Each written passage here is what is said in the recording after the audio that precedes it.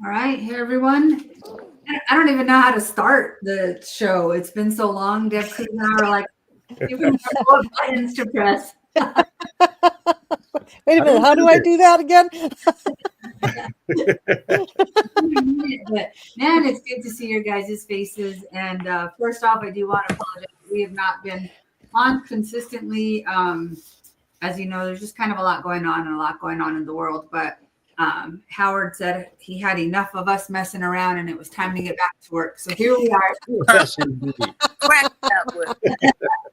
And I'm really glad that he did because Howard's got a lot to share with us today. And I'm super excited to hear about, because I feel like I need to catch up and I'm in the loop in a lot of stuff and I feel very out of the loop. So I'm sure some people are as well. So let's check in and then let's see what Howard's got for us. So Deb Cruz, it's good to see your face. How are you?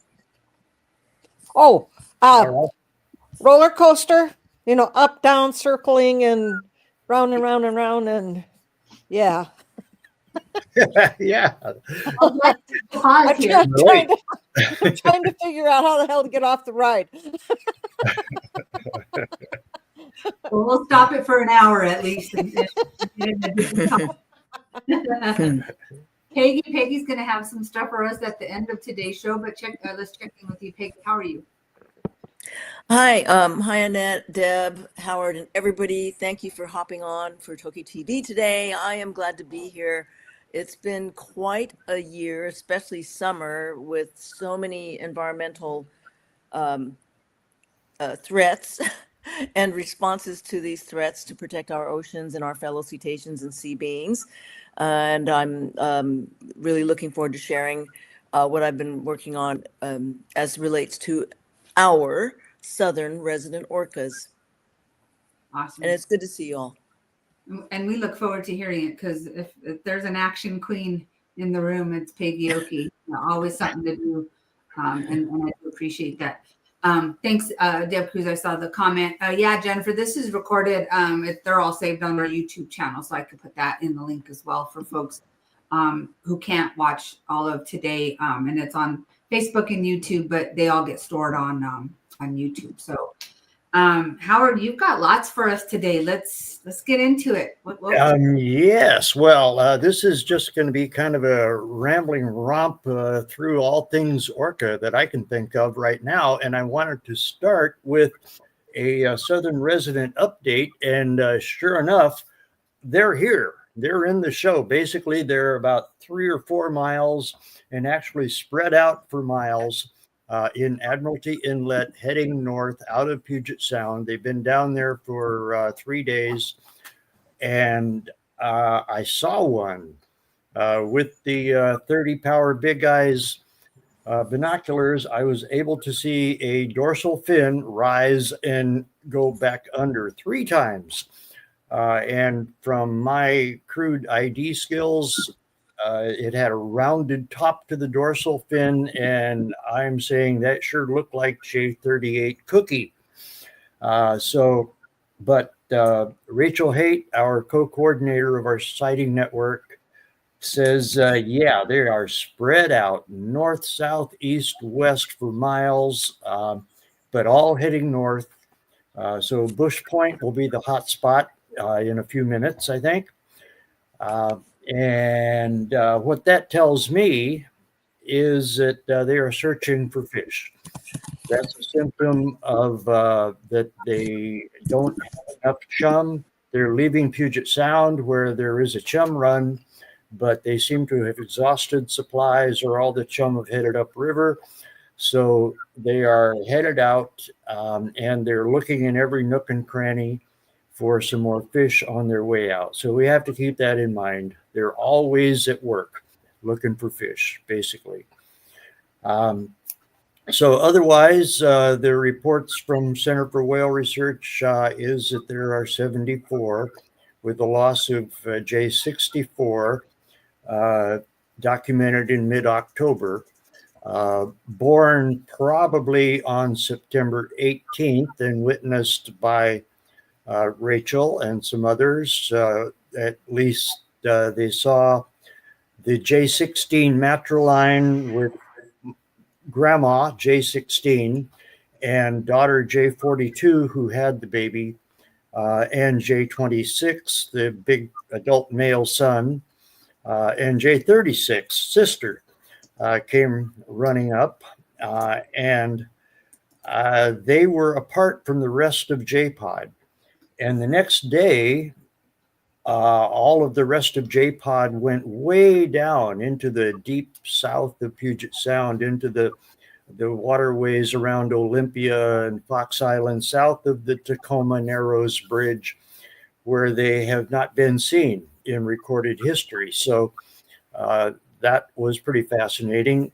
But the J16s with their brand new baby did not go down there. They stayed up around the middle of Puget Sound for that day and a half or so that the rest of J-Pod was south. I guess they were protecting that newborn calf. They were being very careful. I don't know what that means in orca tradition, but they were taking care of that little calf.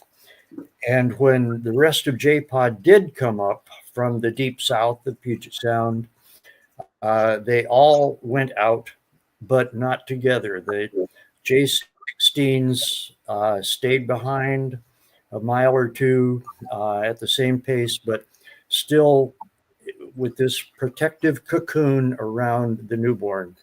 And that was the last time the newborn was seen. So they were trying to keep that baby alive, is my impression.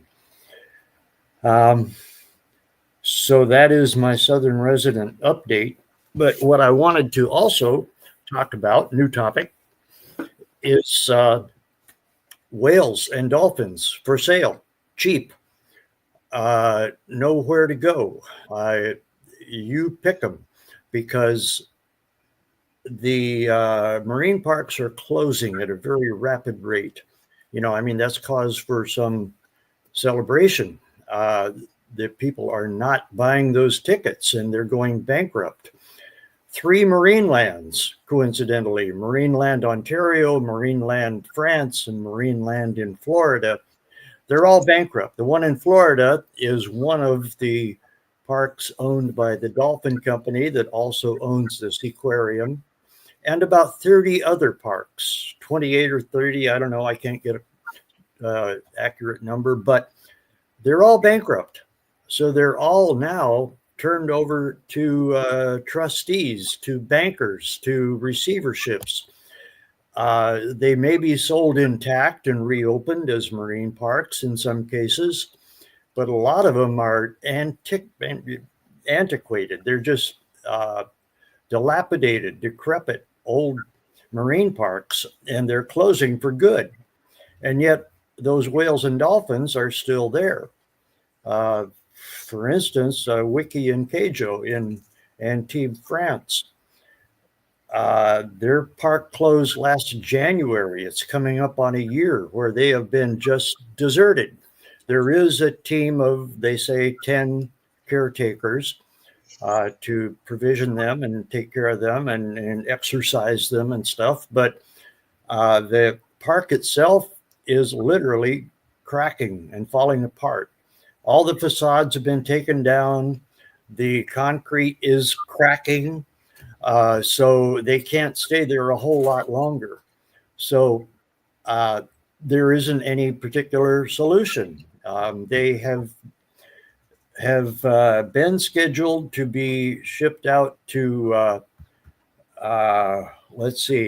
to a Japanese marine park, but the French government, much to their credit, is very anti-captivity and does not want them to go into another captive circus act situation. So they're blocking that move, but there really isn't any alternative.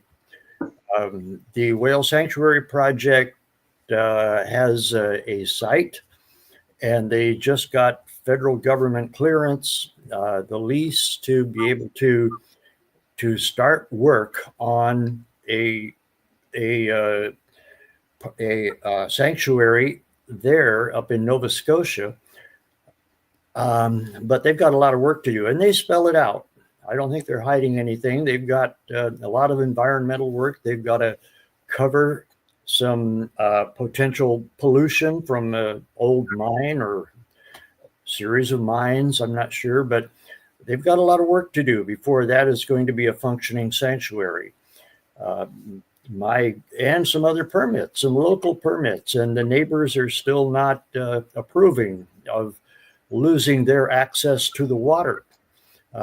So there's a lot of headaches before that'll open up as a sanctuary. I would give it probably another year minimum.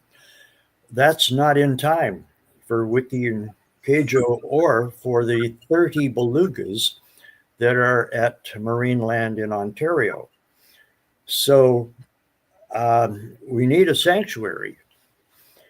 And here's where I want to kind of editorialize, because in 1993, when Ken Balcom, who coincidentally was my brother, he passed away in December of 22. But in 1993, he was coming back from Mexico City, where he had been granted approval to return Keiko to his native habitat in Iceland. And he took it very, very seriously. And in fact, he studied the problem for, let's see, let me share screen here if I can. Okay, where's the share screen? Should be a little plus sign there at the bottom. Yeah, a little button down here, and it says share screen. So there, I'm going to share screen. Okay. And choose what you want to share. Okay. Well, what I want to share is this. Do you see that? No, probably not. It's a bibliography. Share entire screen. How about that? Yeah, that's what I want to do. Yeah. Share. And then go to, does that come up? Bibliography. Yes. Okay, good. Ken put this together.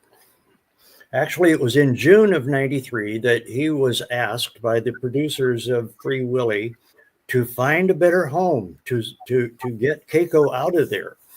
So he took it seriously as a research challenge, and he studied every aspect of returning any whale or dolphin to an ocean habitat that he could find everywhere. And this is a 25-page bibliography that he put together over the summer of 1993. We've added a little bit to it since, but this is pretty comprehensive. And he looked into every possibility, and he concluded, and he also did interviews with even the capture teams and every whale biologist he could find. And he knew them all because he was ground floor. He was the old guard of the Society for Marine Mammalogy. So he asked everybody what they thought about the capabilities of even long-term captive whales and dolphins.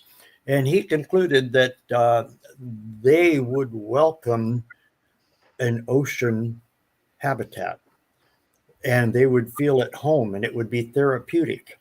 And of course, there needs to be a transition. There needs to be veterinary assistance. There needs to be provisioning in the beginning. It needs to be done very carefully and gradually. But that basically ocean water is therapeutic for captive whales and dolphins. So he looked into it, and he concluded that Keiko could go back to Iceland. And then he also looked up every record of every whale or dolphin that had ever been released into the ocean. And most of them were U.S. Navy surplus dolphins, just released, just sort of dumped into the ocean because they didn't need them.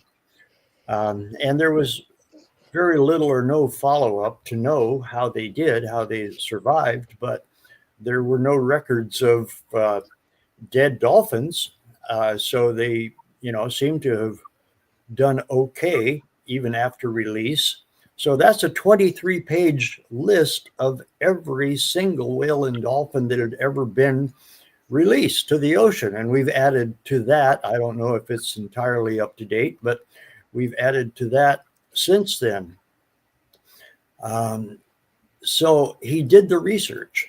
And on his way back from Mexico City I guess he went down there in late October or November, and he stopped at the biennial conference of the Society for Marine Mammalogy in Galveston, Texas. And as an old guard founder, basically, of the society, he asked to set up a committee to look into how to release captive whales and dolphins, or how to return them, how to retire them in one way or another, how to reintroduce them to an ocean habitat. And he got a cold shoulder. Even his old buddies, people he knew well, just turned their backs on him. Oh no, we're not going to touch that. That is forbidden. We do not talk about returning any captive whale or dolphin. And that was a revelation to Ken and to me, that it was basically the influence of the marine park industry, of SeaWorld as the big brother of the industry, and the rest of all the marine parks that basically agreed we're not going to talk about returning any of them to the ocean. Because that would be a terrible thing for people to think about.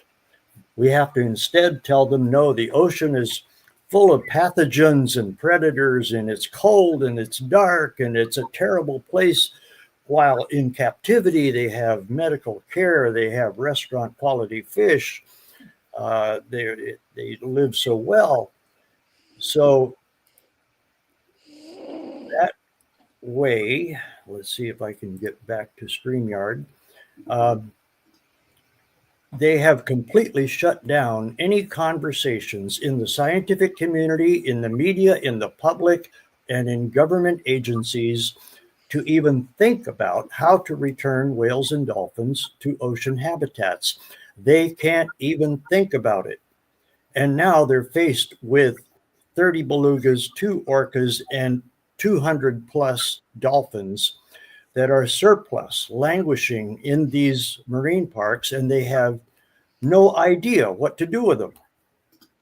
Their first idea is to ship them off to another marine park. Wiki and Keijo might go to Laurel Park, and that's probably the best place for them right now, considering there is no other alternative, because nobody has been able to even think about it, to discuss it, to have a conversation, anything that would help to plan what to do with them. Not that I have instant answers, but all I'm saying is that we need to reassess our idea of the capability of whales and dolphins in captivity to return to ocean habitats. The animals themselves, the whales and dolphins, are much more capable than the marine parks have led us to believe, to assess their surroundings, to recognize when they're in an ocean habitat, to avoid dangers, and if treated right, if given not just the medical care and provisioning, but also the companionship, the friendship, they're going to want human contact. That's all they've had. And it doesn't hurt them. And in fact, it elevates their mood. It makes them feel better. Keiko is a good example of that. But it also isn't necessarily permanently necessary. And of course, it's a case by case determination. You have to look at each whale and dolphin and see how they progress, how their health looks. It's not a one size fits all. It's not a easy simple solution for all. But there is a science that nobody has seen. I would venture to say that not one person out there in the scientific community or the public or the media or government agencies has given 1 second look at those documents, the bibliography of cetacean releases and the list of cetacean releases. Nobody has looked at that. That could be the basis for a whole new science of cetacean releases that is desperately needed right now. Ken foresaw that more than 30 years ago, but now it's needed, absolutely needed. And the record is there. He wrote it all down. I've got it. I'm happy to send it to anybody that wants to read it, study it, compare notes, and come up with solutions. Something could be done. I mean, it could be, a lagoon, a cove, a bay, netted off, somewhere in eastern Canada. There has to be, a public lagoon, a bay, a cove that could be partitioned off. It doesn't have to be huge, bigger than what they have now. But the main thing is it's natural seawater. That was a big part of the key that gave Keiko good health. Was the water in that tank in Oregon was pumped in from the Pacific Ocean. It was filtered with ozone filters, but it was basically natural ocean water. That's what's good for them. That's what's healthy. Not any tank anywhere has natural ocean water that is healthy for them. So that's my rant. I hope I've put a lot of editorial exclamation points on that because it just pains me to think of all of these whales and dolphins that are stuck. They're stranded. They need to be rescued. They're in trouble. And the thinking is inadequate because it is not informed by any kind of research. And Ken did the research, wrote it all down. I've got it all to share. So I would like to share that far and wide. If anybody wants, just contact me, howard@orcanetwork.org. You can put that email on the screen if you want. Okay, well. And I just want to say, Howard, on that, because we've done so much work, and I'm glad that these animals won't have to do shows and tricks for food and that kind of stuff. And I know that there have been other cetaceans released and have done well. And I think, some of the kickback I've gotten as well, they weren't in captivity very long. That's why those ones did well, Sure. That kind of stuff. And there's always going to be the other side of that. But you're right. I mean, I think that if we're waiting for sanctuaries for each and every captive animal, I mean, that's a ton of sanctuaries that we're going to need, And so and they're all multi-million-dollar sanctuaries the way they're conceived of now, and they don't need to be. They can be done pretty quickly. The whales and dolphins just need the water. Yeah. So anymore, were there any questions or anything I should hear? I think some people, there's some comments, like, why can't these places throw their money together and build a sanctuary? If there's a way to hold these old marine parks accountable to take their real estate and sell to put money towards a sanctuary.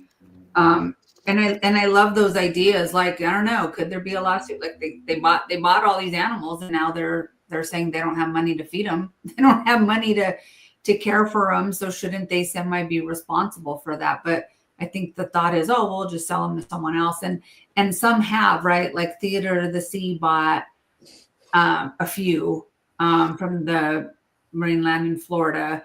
I don't remember how many. I know that people were mad because they bought a mom and not the baby, but then they went back and bought the baby too. So, but I think there was like, that's like 3 of the many dolphins that need somewhere to go. And I don't know that Theater of the Sea is any better. I mean, at least it's natural water, I guess, but you know, it's right. So a few partial, solutions, but it calls for leadership, probably from government. I mean, the marine park industry is responsible. They should be doing this, but they still have that total prohibition against even talking about returning whales and dolphins. They're certainly not going to lead an effort to do that. So it's got to come from government, I think, and maybe, and that means from the people putting pressure on the government to do that, but they've got to be informed, and they're not. They don't have the science, and there is a science. I've just gone over that. But okay, well, it's tough. So, I want to just share real quick the just a link for the Whale Sanctuary Project, just because I was reading that as we were talking. There, kind of tells you where they are with stuff. If you click on the link, I posted a little bit earlier, and I could do it again. But they're saying that out of the 130 sites, they did pick that one. They have their environmental site assessments, biodiversity surveys, weather and acoustic monitoring, and more. So they've done a lot of the testing. And it does talk about in here a little bit about the mine thing, how that, let's see, what does it say here? It's sequestered in the site's submerged soil, therefore pose negligible risk to future whale residents in the ecosystem. But if you guys take time to look through this, they're talking about some of the bay pens and kind of what the next steps are. So if you go to whalesanctuaryproject.org, there's a little link there that says progress at the site, and you can keep up with that. I know they also had a Zoom call last week. I did not, I really wanted to watch it. I did not watch it. I was driving, I believe, at the time that it was. And, but they've got good stuff. And again, these are good steps, but it's not enough for all of them. And I hear what you're saying. And there's such an urgency right now with these animals that are there. Like they need some kind of care. So never ending things to advocate for. But I think you're right, Howard, and I hadn't thought of it. I'm waiting for sanctuaries, right? Like, who's going to come in with all this money and build the sanctuary? But you're right. I mean, we could probably just put some of them back in there and, net it off. There's some beautiful coves I've seen and been in and swam in recently that, just would probably be potential sites. But the government loopholes, which we'll talk about the government in a while when we get to Peggy, but, to have the government to be able to step in to say, we're going to do this and we want to do this. That's a whole other thing. Well, there just isn't any science available to them. I mean, what does a member of parliament know about whales and dolphins? Not much. They need to be advised by scientists, and scientists need to look into the, what has been done, the real research that has been done, and not try to recreate a marine park in an ocean setting. The whales and dolphins just need the water. And sure, you need to be able to observe, you need to provision, you need to be able to do veterinary examinations. All that can be done with a dock or a float. It doesn't have to be a big infrastructure setup to create a sanctuary. So I just think that voice is lacking in the halls of government. So they're at a loss. They need good scientific advice, and I don't think they're getting any. Elizabeth said, seems like it would be such a good press for marine parks to have some kind of a role in a sanctuary. And I agree. And I know they tried that, a big campaign with Corky, because like Double Bay could take Corky and some of the SeaWorld trainers, and they've tried to engage SeaWorld to be like, man, you guys could be huge in the role in sanctuaries and appealing to them that way, and they just won't budge, man. They just won't budge. No, SeaWorld is a fortress. They won't budge. Well, I think it's not only to go with the government, but even the scientific community to step up, and other people who have access to funds who could help set that up. And I think it's a mistake to rely on the government, any government, to do anything. So I mean, well, there needs thank God to for be Whale Sanctuary Project, but we need more of them. right. Well, we need leadership. Peggy? Yeah. A post I saw. Oh, am I on? Okay. I saw a post on social media that somebody shared with me saying, dolphin company bankrupt. There will be, I forgot how many hundreds of dolphins that are going to be released in this. And it was like, I don't think that was an accurate post, as far as just, they how on social media there's people posting things to get attention and stuff, and it is on one hand good news, but like there's like probably a few hundred dolphins, right, that are under the ownership of the dolphin Around company. 200. Yeah. Yeah, and there's on this meme it said, oh, they'll either be released in the wild or in a sanctuary, and it's like, oh, why do people post this kind of stuff when it's not like, it's half truth, and the other truth is we don't know where they're all going to get to go. Yeah. So just kind of warning people. I look at all those let's get the comments facts. too, and they're all flailing around in the absence of knowledge, in the absence of knowing the record, the history, the bibliography. Every whale and dolphin that's ever been released, how did it go? We have those records. I'm happy to share them. Nobody has seen them. Yeah, there's the Korean dolphins. The Korean dolphins. Oh yeah, I mean Rico Berries in Bali. Indonesia. There's just many records, and they're not all glowing successes, but you learn from everything.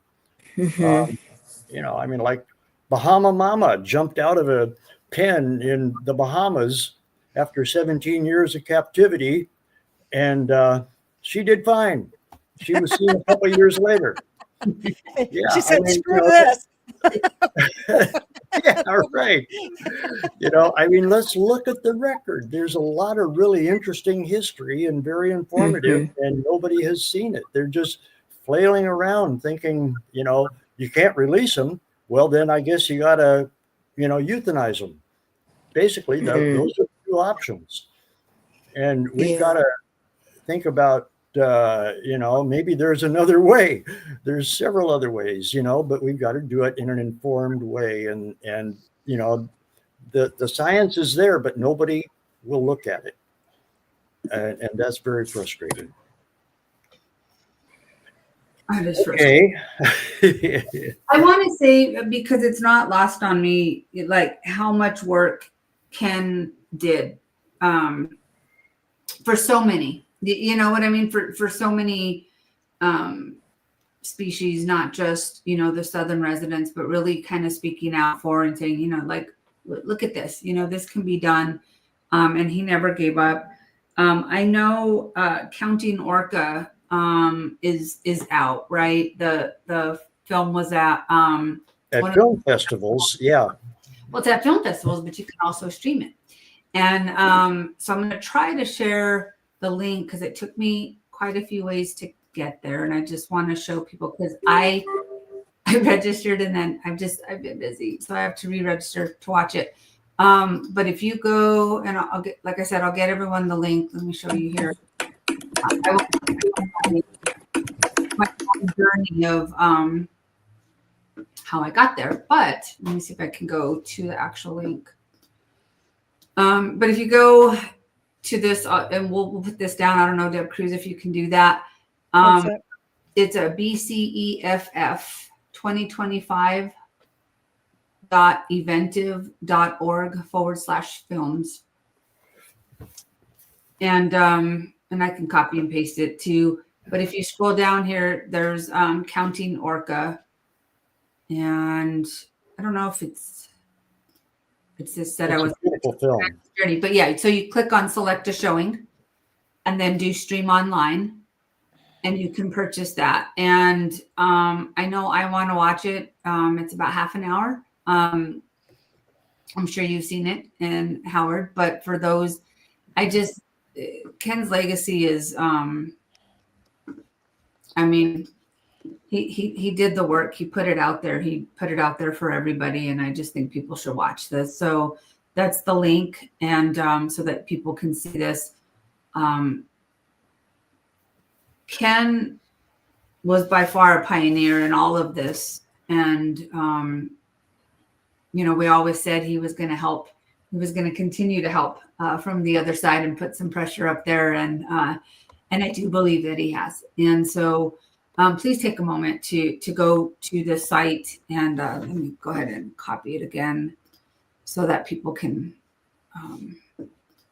I type it in and it keeps coming up with beef.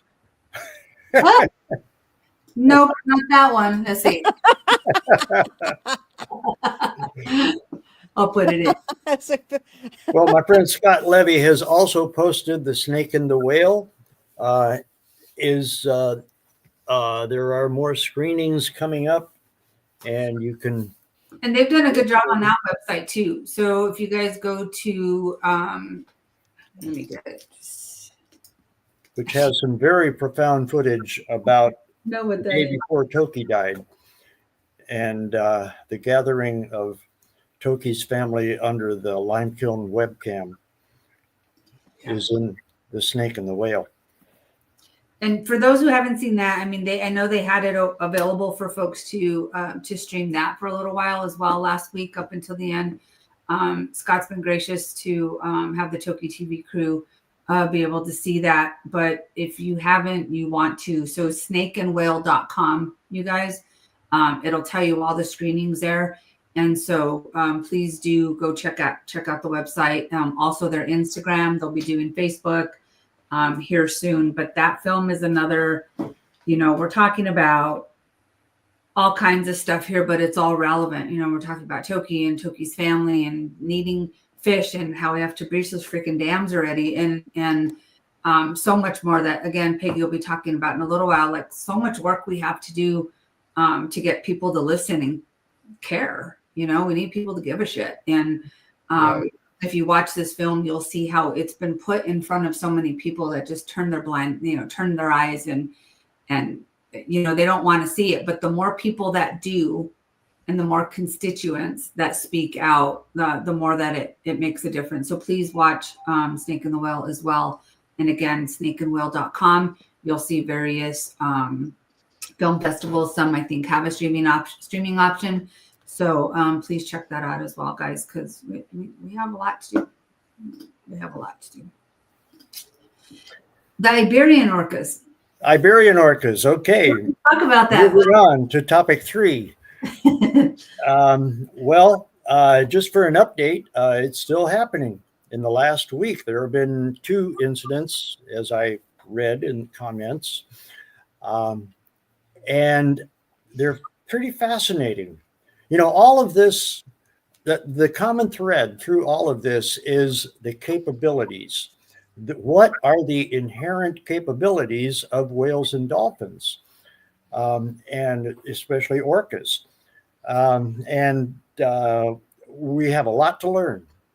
I think, the marine park sort of, image has clouded our vision. So it's really hard to get a good, realistic overall look at what they are really capable of. And so the Iberian orcas are severely endangered. They are down to, there was a paper, let's see, I can show it to you, but it was a paper headed by Ruth Esteban, who is the leading researcher on Iberian orcas. The Iberian Peninsula is Portugal and Spain, and so it's all around that peninsula.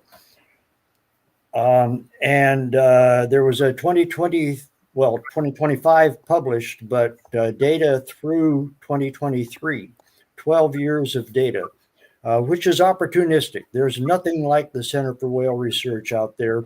It's just whoever happens to see them from a boat and take a picture, that's their data. So, but they've collected a whole lot of data. They have photo ID'd individuals. They have birth rates and death rates. And they estimate in 2023, there were 37 members of the Iberian orca population. And just like southern residents, they're completely genetically distinct and intact, have a completely separate vocalization system. And so those 37 are the last of them. So they are rapidly going extinct. There's just not much way about it, about turning that around. And the reason is very much parallel to the southern resident orcas' dependence on Chinook salmon. But in their case, the Iberian orcas depend on bluefin tuna. And even maybe more so than the southern residents depend on Chinook. I've not even heard of any side dish, any other fish at all that the Iberian orcas will eat. So they depend 100% on bluefin tuna, which are, of course, a very lucrative commercial item for sushi. They are, one bluefin tuna can sell for thousands of dollars, many thousands. One of them sold for $100,000 a couple of years ago. So they are very hot. There is a lot of commercial fishing, but there's also a whole lot, probably more than the commercial, is the pirate fishing. So there's no good estimate of what the catches are. A lot of it's under the table. And it was only 10 to 20 years ago or so that they were so severely depleted, they were commercially extinct. So the governments finally, the European Union finally cracked down and instituted a real severe quota that has brought them back to at least commercial exploitation levels. Does that leave enough year-round for the Iberian orcas? I don't think so. There's no dedicated field research. There's no drone work out there that I know of to check on their conditions. But they've been at upper 30s for maybe, who knows, but 10 or 15 or 20 years. They may be below that by now. And according to this site, the Iberian Orca Guardians have been following them. There's fewer than 35 now, is what they're saying. Okay. It's... And these incidents, they call them attacks. They over glamorize and dramatize them, but they're very precise. They're very deliberative. They don't, even the passengers on board don't feel threatened. They don't feel like it's a, angry attack. There, two theories. One is that it's revenge for something that was done to them. It sure doesn't look like that, and I've never heard of that in orcas anyway. The other is it's just a fad. It'll go away. At least that's what they said a couple of years ago, but it's now going on 5.5 years, and it's only ramping up, it seems. But it's very carefully done. They come in underwater, they hit that rudder or the rudders, and they damage them. They bend them, they bite them off, they disable the boats, and then they leave. So what is that about? I think it's a message. I think it's a deliberate message. They can't go to the fishing boats. The ones that they do go to, they steal fish off the long lines. And they're actually surviving at a better rate than the ones that don't depredate or steal fish off their long lines. But they don't go near the boats because those fishermen carry rifles. Uh, they cannot, and besides they're big, heavy duty, steel boats, so they can't take on a fishing boat. But maybe, they know it's us, the human race is what's doing this, and maybe they are trying to give a message. And that doesn't sail very far in scientific circles because it implies that they would send a message, that they would use an act that is a symbol of something to wake people up, to get them to consider what their condition is, their plight. I would assume a couple of things. One is that they are acutely aware of their precarious position, that they are dying out, that they are very much aware of that. They know their history. They know when they were a healthy population. They know when the bluefin tuna disappeared. They know what happened to them. And the other is that, like all orcas, they communicate using symbols. And that, of course, is not established in the scientific literature because it's outside the realm of basically the biological sciences. In 2001, the paper by Luke Rendell and Hal Whitehead called Culture in Whales and Dolphins established that the vocal and behavioral cultures of Orcinus orca are without parallel in the animal world except in humans. That's a mouthful. That says a whole lot. And then they say in the paper that we know, of course, that language and culture are completely intertwined in human cultures. But we're not going to go there in the paper. They do not, they explicitly rule that out, that they are not going to talk about language in orcas. Even though they've established that their cultures are like human cultures, they aren't going to mention anything about language. And that's fair, but somebody should, because they are using languages. Or to really be more exact, and here's where I have to, draw on my history of sociology, which is that they communicate using symbolic interaction. That's the common denominator.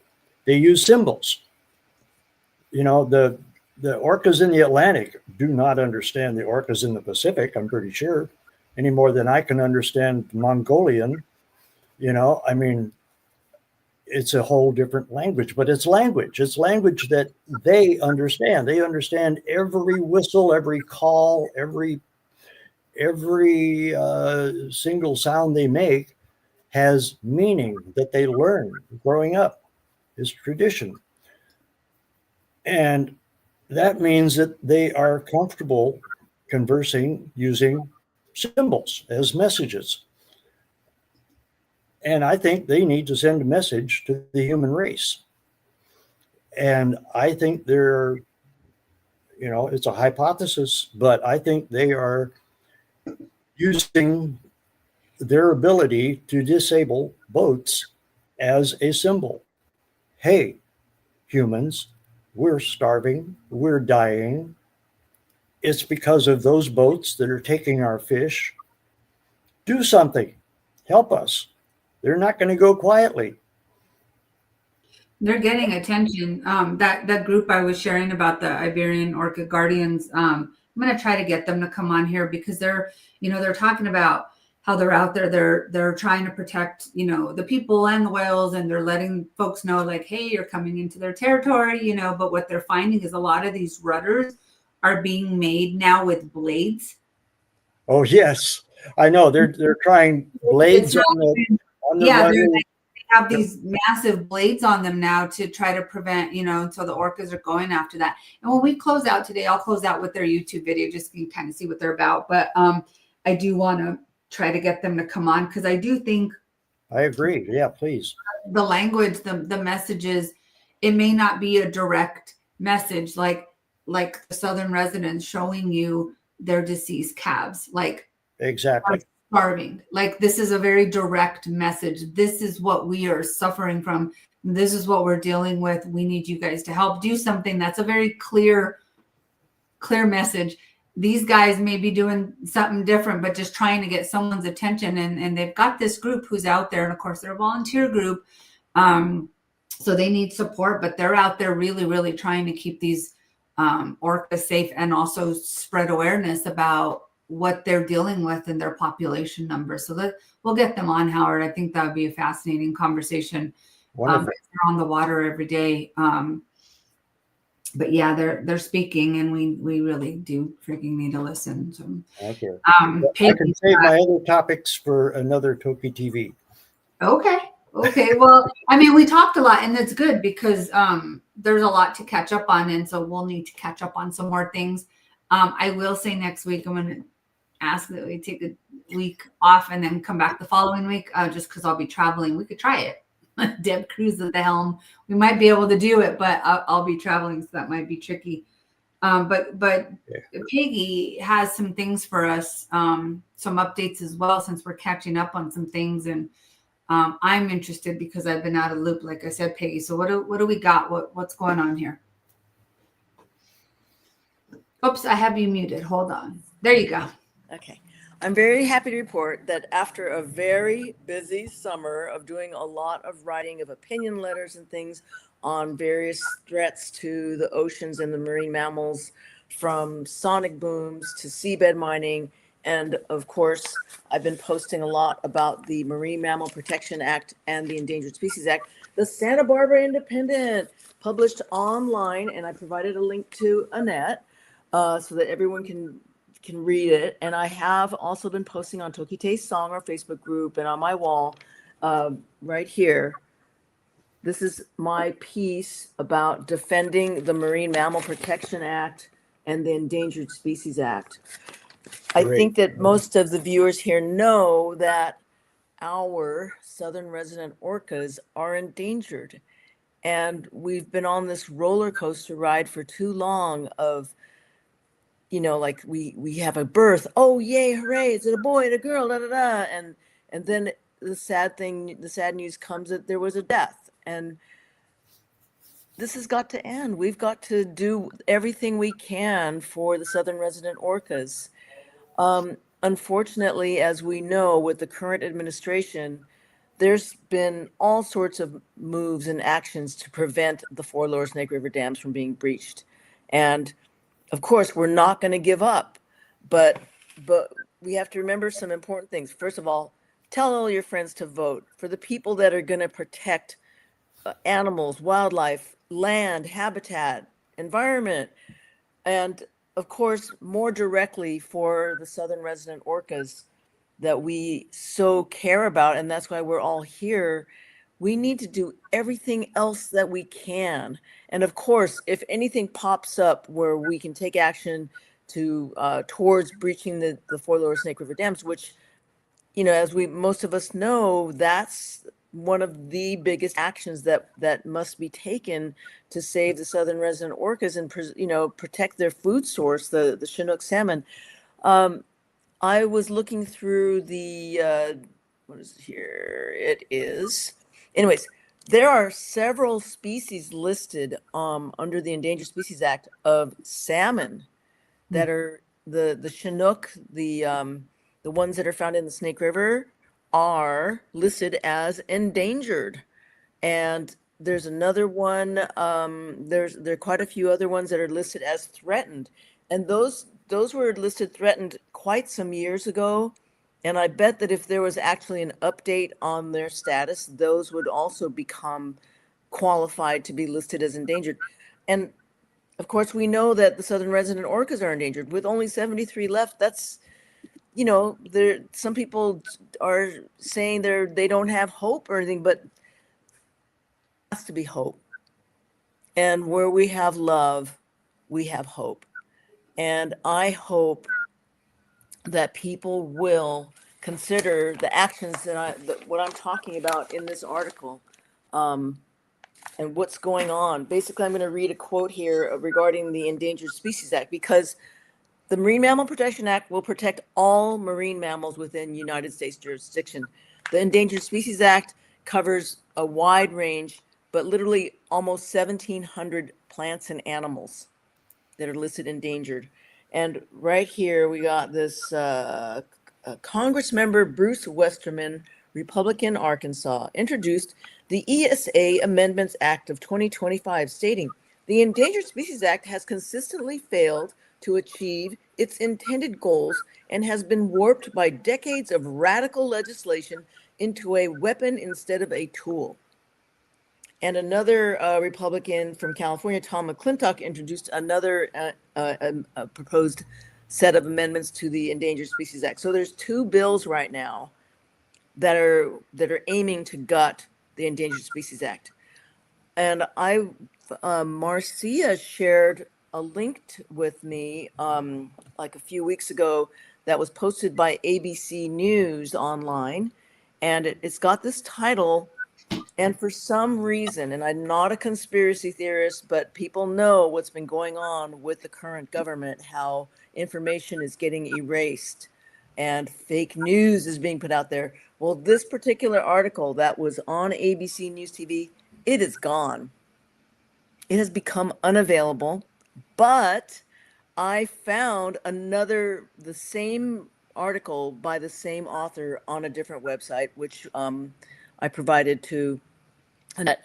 And I'm urging everybody to read this, because I'm going to read some of it right now, because there's some really important things that I hope people will understand. Okay, here we go.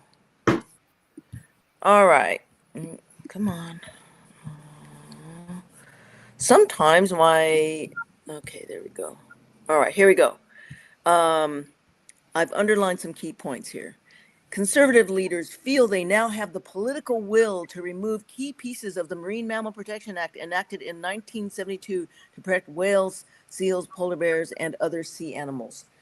The law also places restrictions on, so the Marine Mammal Protection Act places restrictions on commercial fishermen, shippers, and other marine industry. So we know that the two biggest killers of marine mammals are bycatch entanglement with the fishing industry and ship strike. And I'm not sure about the other marine industries that they are talking about, but this article is so revealing that I think that it's really important for anybody who cares about marine mammals to understand the threat that's going on right now with this proposed amendment, and even more so with the current threats to the Endangered Species Act. And we know that there are many marine mammals that are listed also in the Endangered Species Act. I'm going to go back. We have a web page that I have been posting many times, and wishing that people would really take a serious look at this. Let's see here. So I have a number here, the number of marine mammals, it's on our webpage, that are protected under the Endangered Species Act. So some marine mammals, such as our endangered southern resident orcas, have both protection under the Marine Mammal Protection Act and the Endangered Species Act. And then there are things like the fish. There are species like the Chinook salmon that our southern resident orcas depend on. And they are, as I already said, all also listed endangered. So without these protections, there could be very bad news for the animals that we care so deeply about. And I'm going to carry on here. Lobbyists for big money species such as tuna in Hawaii and crab in Alaska and marine manufacturers see this law as antiquated. Conservation groups adamantly oppose the changes and say weakening the law will erase years of hard-won gains and jeopardize species such as vanishing North Atlantic right whale, of which right now there's about 400 left. That's it. And the main cause of their death is entanglement in fishing gear. So as we carry on through this report, the law protects all marine mammals, prohibits capturing or killing them in U.S. waters or by U.S. citizens in the high seas. It allowed for preventative measures to stop commercial fishing ships and other businesses from accidentally harming animals such as whales and seals. The animals can be harmed by entanglement and fishing gear.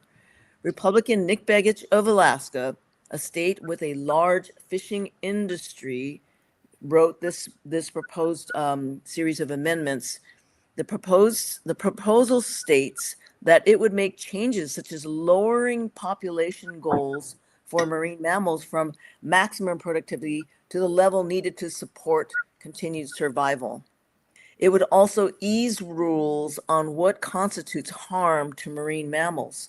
So, for example, the boat noise that people have been talking about that interfere with the southern residents' ability to hunt, well, that would probably be impacted, the protections that have been put in place by things such as this. The proposed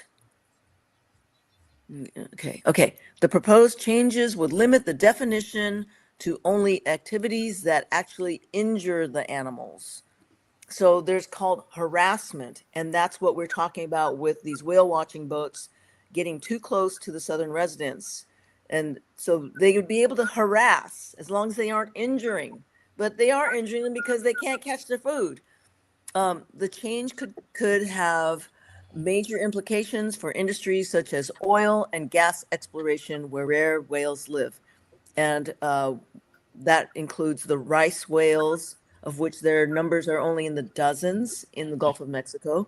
The Gulf of Mexico, not the Gulf of America. And the bowhead whales, which are up in the Arctic, since Trump is, really pushing to open up the Arctic refuge. So I'm just, naming a couple of events. Oh, the North Atlantic right whale, which I already mentioned. If this amendment goes through, it would delay rules designed to protect the declining North Atlantic right whale population until 10 years from now. So 10 more years of this population that's already been dropping without the protections that they need to continue. Okay, so further, a coalition of fishing groups from both coasts have come out in support of the proposed changes. Some of the same groups lauded a previous effort by the Trump administration to reduce regulatory burdens on commercial fishing. So if anybody has been following some of the posts that Marcia has been sharing from Alaska Trawler, Stop Alaska Trawling Group, they are reporting about things, and many of us here, I'm hoping, saw the news from over a year ago that the Alaska trawlers killed 10 orcas in their activities, fishing activities. I pray that would not happen to our southern residents, but this is the kind of thing that we're dealing with. The forces that are in favor of amending the Marine Mammal Protection Act. Restrictions imposed on lobster fishermen of Maine are designed to protect the right whale, but they often provide little protection for the animals while limiting one of America's signature fisheries. That's what this woman is saying from the political director of the Maine Lobstering Union. So I did see that Marcia posted, "Don't eat lobster," and I don't eat any seafood for the reason primarily of bycatch and entanglement. Bycatch and entanglement kills over 300,000 whales and dolphins every year. And I hope that, I know that number seems overwhelming, but I hope people will let that sink in. If we're eating seafood, we're contributing to the deaths of over 300,000 marine cetaceans, dolphins and whales every year. And then there's a higher number of seals and sea lions that die every year from bycatch entanglement. The numbers are staggering and they seem unbelievable, but I hope people will take this to heart. Also, there in these proposed amendments, import embargoes are a major sticking point because they, quote unquote, punish American businesses, said Gavin Gibbons, Chief Strategy Officer of the National Fisheries Institute, a Virginia-based seafood industry trade group. And so one of the things he says is also it's critical to source seafood globally to be able to meet American demand for seafood, he said. So that was a sticking point to me because I'm aware of and supported a law. I contributed some witness statement regarding the importance of the Maui and Hector's dolphins of New Zealand. They're endemic. They're only found in New Zealand waters. The population of the Maui dolphin, since I became active in trying to help them over 20 years ago, their population went from 111 down to now 48. So their population continues to decline. And there was a law that was passed and it was supposed to go into effect, but now it's been hung up. And it was basically banning import of certain species of fish, about a half a dozen species of fish caught in New Zealand, because those are associated with the gillnet trawling that kills the Maui and Hector's dolphins. They're the world's smallest dolphin, by the way, and the Maui is a subspecies of the Hector's dolphin. So again, this page that was posted on ABC News for some reason disappeared, and I tried numerous times, and thank goodness I was able to find the same report active on APS News, and Annette has that link, and she'll please post that, Annette, in the comments for people to read, and I will post it in TokiTV's song and on my Facebook wall and maybe around on some of the other group pages. But it's really important to understand the seriousness of this. If we can't protect the Chinook's endangered Chinook salmon for the endangered southern resident orcas to feed on, it's like game over. So please take the time to learn what's going on. We have a really helpful webpage on defending the Marine Mammal Protection Act and the Endangered Species Act and urging people to take the most impactful action. And that would be to sit down for maybe 30 minutes or more to handwrite a letter to your representative, urging them to defend and protect all of the aspects of the Endangered Species Act and the Marine Mammal Protection Act. And all that information is on our webpage. So thank you for listening. And also, when I'm going back to the issue of bycatch entanglement, I recently read this book, We Are All Whalers, by the Plight of Whales and Our Responsibility by Michael J. Moore, not the filmmaker, not the different person. He's a scientist who's worked out of Woods Hole Institute. And I'm urging everyone to read this book. If you care about whales and dolphins, check out this book. It focuses primarily on his research work on disentanglement and trying to work out solutions for the endangered North Atlantic right whale, but it's a worldwide issue. And so I hope people will take heart to that. As far as my messages to the decision lawmakers, I have these beautiful lino cut pieces. I can't take artist credit for it, but there's some gray whales and humpback whales, and I'm going to send one each to my U.S. representative. I'm going to send one to U.S. Representative Jared Huffman, who actually raised the little alarm bell that the Marine Mammal Protection Act is under threat. So it's like a thank you to him.